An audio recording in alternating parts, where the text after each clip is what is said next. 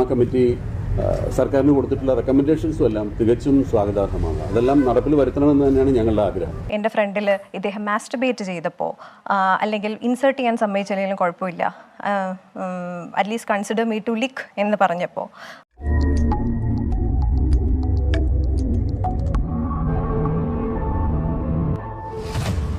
എല്ലാവർക്കും നമസ്കാരം. നമസ്കാരം. ഹേമ കമ്മിറ്റി റിപ്പോർട്ട് പുറത്തു വന്നതിന് ശേഷം അമ്മയുടെ പ്രതികരണം വൈകിപ്പോയി എന്ന് പൊതുവെ ഒരു പരാതി ഉയർന്നിട്ടുണ്ട്. അതിന്റെ സത്യാവസ്ഥ നിങ്ങൾ മനസ്സിലാക്കേണ്ടത്, ഈ ഹേമ കമ്മിറ്റി റിപ്പോർട്ട് പുറത്തു വരുമ്പോൾ തന്നെ ഞാൻ നിങ്ങളോട് പറഞ്ഞിരുന്നു, അന്ന് ഞങ്ങളുടെ ഒരു ഷോയുടെ റിഹേഴ്സൽ നടന്നുകൊണ്ടിരിക്കുകയായിരുന്നു. 20-ാം തീയതിയും 21-ാം തീയതിയും ഞങ്ങൾക്ക് അതിന്റെ ഷോ ആയിരുന്നു. 21-ാം തീയതി ഇന്നലെ രാത്രി എന്ന് പറയുന്നത് ഇന്നലെ നേരെ വെളുപ്പിനാണ് ഞങ്ങൾ ആ ഷോ അവസാനിപ്പിച്ച് എല്ലാം കഴിഞ്ഞാൽ അതിന്റെ പരിപാടി പോകുന്നത്. ഇന്നലത്തെ ഒരു ദിവസം മുഴുവൻ ഇത്തരം കാര്യങ്ങളെ പറ്റി ഞങ്ങളുടെ അംഗങ്ങളുമായിട്ട് ചർച്ച ചെയ്യുകയും, ഇപ്പോൾ പ്രസിഡന്റ് സ്ഥലത്തില്ല, അദ്ദേഹം ചെന്നൈയിലാണ്, മറ്റു പലരും പല സ്ഥലങ്ങളിലാണ്. അപ്പോൾ ഇവരൊക്കെ ആയിട്ട് ഒരു അഭിപ്രായ സമന്വയം രൂപീകരിക്കാനുള്ളൊരു സമയമാണ് എടുത്തത്. അതുകൊണ്ടാണ് ഇന്ന് ഉച്ചയ്ക്ക് തന്നെ പെട്ടെന്ന് വന്ന അതിൻ്റെ പ്രതികരണം. അതല്ലാതെ ഒരു ഒളിച്ചോട്ടമോ അമ്മ ഇതിൽ നിന്ന് പിന്മാറിയതോ അല്ലെങ്കിൽ പ്രതികരിക്കാൻ വേണ്ടി പണി വാളിയിട്ടുണ്ട്. നമ്മളെല്ലാവരും കൂടെ ഒരുമിച്ചിരുന്ന ഒരു അഭിപ്രായ സമന്വയം ഉണ്ടാക്കണം എന്നാണോ ഉദ്ദേശിച്ചത്, അതോ ഇതിനൊക്കെതിരെ ശക്തമായി പ്രതികരിക്കണം, മേലിൽ ഇനി സ്ത്രീകൾ സിനിമാ മേഖലകൾ ഉപദ്രവിക്കപ്പെടരുത് എന്ന് ആഗ്രഹിച്ചിട്ടുള്ളതാണോ? സാറൊന്നും പറഞ്ഞില്ല.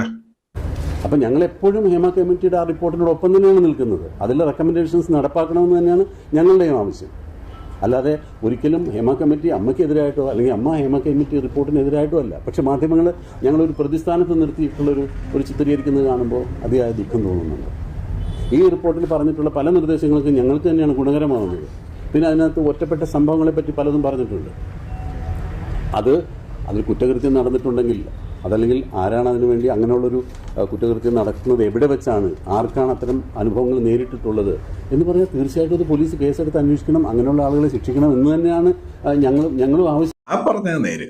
നമുക്ക് എന്തായാലും കുറ്റവാളികളെല്ലാം പുറത്തു വരണം എന്നുള്ളത് സിദ്ദീഖിക്കയുടെ ആത്മാർത്ഥതയെ നമ്മൾ ചോദ്യം ചെയ്യുന്നതല്ല. പല മുട്ടുവാദങ്ങൾ പറഞ്ഞ് സർക്കാർ കുടത്തിലടച്ചു വെച്ചു. ഇയാളെ ആഷ്മി എന്താ ഇതിന്റെ ഇടയിൽ? എന്നെ സെക്ഷുവലി അബ്യൂസ് ചെയ്തപ്പോൾ അല്ലെങ്കിൽ എൻ്റെ ഫ്രണ്ടിൽ ഇദ്ദേഹം മാസ്റ്റർബേറ്റ് ചെയ്തപ്പോൾ അല്ലെങ്കിൽ ഇൻസേർട്ട് ചെയ്യാൻ സമ്മതിച്ചില്ലെങ്കിലും കുഴപ്പമില്ല, അറ്റ്ലീസ്റ്റ് കൺസിഡർ മീ ടു ലിക്ക് എന്ന് പറഞ്ഞപ്പോൾ പല ആക്ഷൻസും ഇയാൾ നേരത്തെ പറഞ്ഞു. ഒന്നുകൂടെ പറഞ്ഞു എന്ന് പറഞ്ഞാൽ തീർച്ചയായിട്ടും അത് പോലീസ് കേസെടുത്ത് അന്വേഷിക്കണം, അങ്ങനെയുള്ള ആളുകളെ ശിക്ഷിക്കണം എന്ന് തന്നെയാണ് ഞങ്ങളും ആവശ്യം.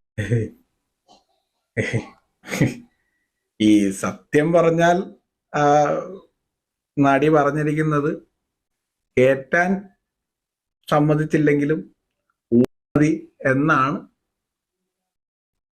സിദ്ദിഖിക്ക ചോദിച്ചിരിക്കുന്നത് എന്നാണ് ആ കുട്ടി പറയുന്നത്. ഇപ്പോൾ അമ്മയെ തല്ലിയാലും രണ്ട് പക്ഷമുള്ള നാടാണ് നമ്മൾ.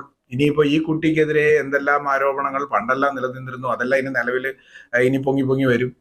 അപ്പോൾ ഇത് ശരിക്കും എന്താ പറഞ്ഞെന്ന് വെച്ചാൽ, ഈ മലയാള സിനിമ ഇൻഡസ്ട്രി എന്നല്ല, സിനിമ ഇൻഡസ്ട്രിയിൽ മുഴുവൻ നായികമാർ ഗ്ലാമറസ് ആയിട്ട് വേഷമിടുമ്പോഴും കിടപ്പറ രംഗങ്ങൾ അഭിനയിക്കുമ്പോഴും എല്ലാം തന്നെ മലയാളികളുടെ പൊതുസമൂഹം ഇവളുമാരൊക്കെ പോക്ക് കേസുകളാ എന്നുള്ളൊരു മെന്റാലിറ്റി പൊതുവെ ഉണ്ടാകാം. മനസ്സിലായില്ലേ?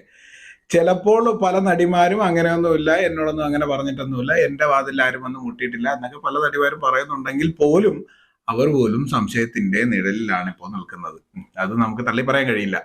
ഇതിപ്പോ എല്ലാ സിനിമാ നടന്മാരുടെയും വീട്ടിലെ അവസ്ഥ, അല്ലെങ്കിൽ അച്ഛനെ, എന്നാലും ഒരു ഭയം പോലെ അവളെങ്ങാനും നിങ്ങളുടെ പേര് പറഞ്ഞാലോ ഏതാണ്ട് ഈ അവസ്ഥയാണ്. ഇപ്പൊ എല്ലാ വീട്ടിലും ഈ ഒരു അവസ്ഥയിലായിരിക്കും പ്രമുഖ നടന്മാരുടെയും നടിമാരുടെയും ഒക്കെ വീടുകളിൽ നടന്നുകൊണ്ടിരിക്കുന്നത്.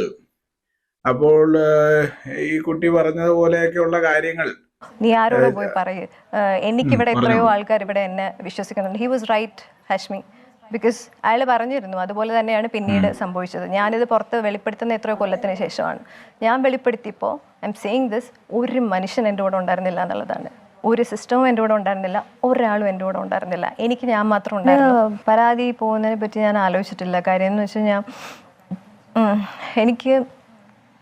എനിക്ക് കുറച്ച് കാലമേ ഉള്ളൂ അതെൻ്റെ സന്തോഷത്തിനും സെൽഫിനും വേണ്ടി വർക്ക് ചെയ്യണം.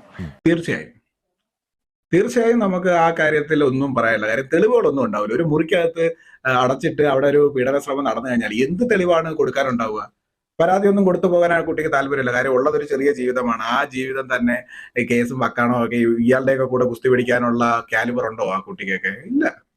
അമ്മ എന്ന് പറഞ്ഞ വലിയ സംഘടന, ലാലേട്ടനെ പോലെ വലിയൊരു നായകൻ അതിന്റെ അമരത്തിരിക്കുന്നു, സിദ്ദീഖ്, ഇടവേള ബാബു, മമ്മൂട്ടി, എത്രയോ നടന്മാർ, വലിയ വലിയ നടന്മാർ, രാഷ്ട്രീയ പിന്തുണയുള്ളവർ, രാഷ്ട്രീയ പ്രമുഖർ ഒക്കെ തന്നെ ഇതിലുണ്ട്. അപ്പൊ ഒരു ഷൈലോക്ക് സോഡ് കണക്ക്, ഒരു ഷൈലോക്കിന്റെ വാള് പോലെ ഈ പ്രമുഖരുടെ എല്ലാം തലയിൽ ഇങ്ങനെ തൂക്കിയിട്ടുകൊണ്ടിരിക്കാം എന്ന് ചിലപ്പോൾ സർക്കാർ കരുതുന്നുണ്ടോ എന്ന് എനിക്കറിയില്ല. ഈ ആക്രമിക്കപ്പെട്ട നടിമാരെല്ലാം തന്നെ, നടിമാരെ എല്ലാവരും ഒന്നും പറയുന്നില്ല, എന്നാൽ കുറച്ചുപേർ ധൈര്യമുള്ളവർ, തന്റെ ഇടമുള്ളവർ കുറച്ചുപേർ മുന്നോട്ട് വന്നിട്ട് തങ്ങളുടെ അഭിപ്രായങ്ങൾ പറയുന്നുണ്ട്. പക്ഷെ ആക്രമിച്ചവർ പുറത്തു വരുന്നില്ല എന്നാണ്. ഇയാളെ സഭക്കാരായിട്ട് നമ്മൾ വേണം. ഇങ്ങനെ എന്താണ് വിളിച്ചോണ്ട് ഇദ്ദേഹം എസ് എഫ് ഐക്കാരനാണ്, നമ്മളെന്ത് വേണം? എല്ലാ സംവിധായകർക്കും ഇതണക്ക് രാഷ്ട്രീയമുണ്ടായ എസ് എഫ് ഐക്കാരുണ്ടാകുന്നുണ്ട്. അതുകൊണ്ട് എന്താ സംവിധായകൻ രഞ്ജിത്തിനെതിരെ ഗുരുതര വെളിപ്പെടുത്തലുമായി ബംഗാളി നടി ശ്രീലേഖ മിത്ര. 2009-10 പാലേരി മാണിക്യം എന്ന സിനിമയിൽ അഭിനയിക്കാനെത്തിയപ്പോൾ മോശമായി പെരുമാറി, രാത്രി മുഴുവൻ പേടിച്ച ഹോട്ടൽ. ചെറുതായിട്ടൊരു എസ് എഫ് ഐക്കാരനാണ്. പക്ഷെ എനിക്കറിഞ്ഞാത്തത് ബംഗാളിലോട്ട് ഓടിപ്പോയി ചിലപ്പോൾ പഴയ കണക്ഷൻ വെച്ചിട്ടായിരിക്കും.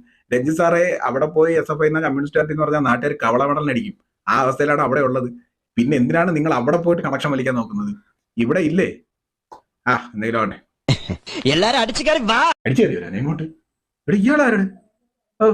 സൂപ്പർ, അടിച്ചേറി വരാ. നമ്മളെ ഈ കുട്ടിയുടെ ഇന്റർവ്യൂ നടന്നുകൊണ്ടിരിക്കുന്നത്. ഒരു മിനിറ്റ്, ഇവിടെ ഒരു അടിച്ചു കയറി വാന്ന് പറയുന്ന ഒരു കമന്റ്, ഒരു ഡയലോഗ് ഈ ഇടയ്ക്ക് ഭയങ്കര ഫേമസ് ആയി റൺ ചെയ്തുകൊണ്ടിരുന്നു. അത് അഭിനയിച്ച ഒരു ആക്ടർ, അയാളുടെ നിന്ന് വന്നൊരു കോളാണ്, ഒരു പാതിരാത്രി വന്നൊരു കോളാണ്. നിങ്ങൾക്ക് സെക്സ് ചെയ്യാൻ താല്പര്യമുണ്ടോ? സെക്സ് നിങ്ങൾക്ക് ഇഷ്ടമാണോ? നിങ്ങൾക്ക് എന്താണ് ഇഷ്ടപ്പെട്ട പൊസിഷൻ?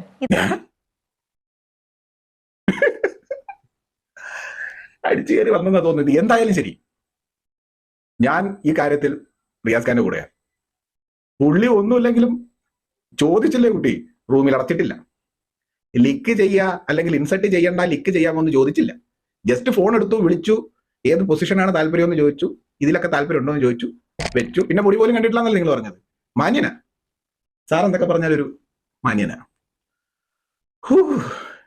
മലയാളികളുടെ ഒരു അവസ്ഥ ആലോചിച്ച് നോക്കണേ. കഴിഞ്ഞ ഒരു മാസത്തിനുള്ളിൽ നമ്മുടെ ന്യൂസ് ചാനലുകൾ എങ്ങനെയെല്ലാം റേറ്റിംഗ് മാറി, എങ്ങനെയെല്ലാം എന്തെല്ലാം ന്യൂസുകളിലൂടെ അവർ നിലനിന്നു. കുറെ നാള് ഷിരൂര് നിന്നു. ജസ്റ്റ് ഒരു 2-3 ആഴ്ച എടുത്തു ഷിരൂര് കഴിഞ്ഞപാടെ അടുത്ത് എന്ത് ചെയ്യണമെന്ന് അറിയാതെ അന്തിച്ചു നിന്ന മലയാള ന്യൂസ് ചാനലുകളുടെ മുന്നിൽ സത്യം പറഞ്ഞാൽ എനിക്ക് ഇപ്പൊ എന്റെ ഉള്ളെന്ന് തോന്നുന്നത്, കഴുകന് മുന്നിൽ ശവം വന്ന് വീണ പോലെയാണ് വയനാട് ദുരന്തം ഉണ്ടായതെന്ന് ഇപ്പൊ തോന്നുന്നു. ഇപ്പോൾ എല്ലാവരും പരിശുദ്ധ ഹേമ കമ്മിറ്റി റിപ്പോർട്ടിന്റെ പുറകെയാണ്. നമ്മുടെ ഒരു ഗതികേടെന്ന് ആലോചിച്ച് നോക്കി. ഒരാഴ്ച കൂടിപ്പോയ ഒരാഴ്ച, നമ്മുടെ ഇന്ദ്രൻ ചേട്ടൻ പറഞ്ഞോലെ കുറച്ച് എരിയും പുളിയൊക്കെ വേണ്ടേ? അത് കഴിയുമ്പോൾ ഇതൊക്കെ കഴിഞ്ഞു. ഈ നടപടി, ഈ വിശുദ്ധന്മാരെ എല്ലാവർക്കെതിരെ നടപടിയെടുത്ത് ശിക്ഷിച്ച് അങ്ങനെ മലയാള സിനിമാ മേഖലയെ അങ്ങ് നന്നാക്കി എടുത്തു കളയാം എന്ന് നിങ്ങൾ ആരെങ്കിലും കരുതുന്നുണ്ടോ? ഞാൻ കരുതുന്നില്ല. മലയാള സിനിമാ മേഖലയിൽ ഇങ്ങനെ ഒരെണ്ണം നടന്നു എന്ന് മറ്റ് ഇൻഡസ്ട്രിയിലുള്ള ആൾക്കാർ കണ്ടുകൊണ്ടിരുന്നിട്ടോ അയ്യോ മറ്റ് ഇൻഡസ്ട്രിക്കാർ മലയാള സിനിമ ഇൻഡസ്ട്രിയെ കളിയാക്കുന്ന എന്ന് നിങ്ങൾ കരുതുന്നുണ്ടോ? ഇങ്ങനെ ഒരു ഹേമ കമ്മിറ്റി റിപ്പോർട്ട് വരാതിരിക്കുന്നത് നല്ലതെന്ന് അവർ കരുതുന്നുണ്ടോ? പക്ഷെ അവിടെ ഒന്നും പോയി ഹേമ കമ്മിറ്റി റിപ്പോർട്ട് പോലെ റിപ്പോർട്ടൊന്നും ഉണ്ടാക്കാനൊന്നും പറ്റൂല. ആന്ധ്രയിൽ ഉണ്ടാക്കാൻ കഴിയുമോ? NTR കുടുംബം ആന്ധ്രയുടെ അണ്ടർവേൾഡ്, ബാഹർ വേൾഡ്, ഫുൾ വേൾഡ്, രാഷ്ട്രീയം, ബിസിനസ് എല്ലാം നിയന്ത്രിക്കുന്നവരാണ്. ആരെങ്കിലും ആരോപണം ഉന്നയിക്കോ? തമിഴില് നടക്കുമോ? വിജയ് വെട്രി കഴകവുമായിട്ട് മുന്നിൽ നിൽക്കുന്നു. രജനീകാന്തിനെ പോലെ, കമലഹാസനെ പോലെ ഒക്കെയുള്ള നടന്മാർക്കെതിരെ ആരെങ്കിലും വരുമോ? എന്തിനധികം ധനുഷ്, നമ്മുടെ വിക്രമുണ്ട്, അങ്ങനെയുള്ള ആരോപണങ്ങൾ വരുമോ നിങ്ങൾ കരുതുന്നുണ്ടോ? അവരൊക്കെ നീറ്റായിരിക്കും, മാന്യതയുള്ള വ്യക്തികളായിരിക്കാം. ഇല്ലാന്ന് നമ്മൾ പറയുന്നൊന്നുമില്ല, ആണെന്ന് നമ്മൾ പറയുന്നില്ല. മറ്റു ഇൻഡസ്ട്രിക്കാരെ മുന്നേ നമ്മൾ നാണം കിടന്നു അങ്ങനെയുള്ള ചിന്താഗതി നമുക്ക് വേണ്ട. എന്തായാലും ഇതുപോലെ ഓരോരുത്തർ ഇട്ടു തരുന്ന എല്ലും കഷ്ണത്തിന്റെ പുറകെ പോകാനാണ് മലയാളികളുടെ വിധി. നമ്മുടെ വയനാടൊക്കെ എന്തായോ എന്തോ. നമ്മുടെ കുറച്ച് സുഹൃത്തുക്കളെ അവിടെ പോയിരുന്നു. എന്തായാലും മലയാള സിനിമാ മേഖല ഒരു അഗ്നിപർവ്വതത്തിന് മേലെ കയറിയിരിക്കുകയാണ്. 2 വിക്കറ്റുകൾ തെറിച്ചു. ഉടനെ അടുത്ത വിക്കറ്റുകളൊക്കെ നോക്കാം. ഇതിനിടയിൽ ഇടവേള ബാബുവിനെതിരെ ആരോ ഒരു ആരോപണം ഉന്നയിച്ചിരുന്നു. എനിക്ക് മനസ്സിലാകാത്തത് അതാണ്. ഇടവേള ബാബു എന്ന് പറയുന്ന നടന്റെ ഒരു ട്രേഡ് മാർക്ക് പോലെയുള്ള ഒരു കഥാപാത്രങ്ങളും ഇല്ല. എല്ലാ സിനിമയിലും എന്തെങ്കിലുമൊക്കെ റോൾ ഇങ്ങനെ നിൽക്കുന്നുണ്ട്. പക്ഷെ അദ്ദേഹം അമ്മയുടെ തലപ്പത്താണ്. ഒരു വർഷമായി അങ്ങനെ നിൽക്കുന്നു. I am proud of you. നിങ്ങൾ ഒരു വലിയ കഥാപാത്രങ്ങളോ ഒന്നും ചെയ്യാതെ തന്നെ മലയാള സിനിമാ മേഖലയിലെ അഭിനേതാക്കളുടെ മഹത്തായ സംഘടനയായ അമ്മ. ഈ അമ്മ എന്ന് ഇടയ്ക്കിടയ്ക്ക് പറയുമ്പോൾ ഇപ്പൊ ഒരു വലിയ വിഷമമാണ്. നമുക്കൊക്കെ നമ്മുടെ അമ്മേനെയൊക്കെ ഓർമ്മ വരും. അതാണ് നിങ്ങൾ ഈ പേരൊന്ന് മാറ്റാവോ? അല്ല അമ്മായി അമ്മന്നോ അല്ലെങ്കിൽ വല്ല അതൊക്കെ പറഞ്ഞാലിപ്പോ കൂടിപ്പോവും. എനിവേ, അടുത്ത വീഡിയോ ആയിട്ട് കാണാം.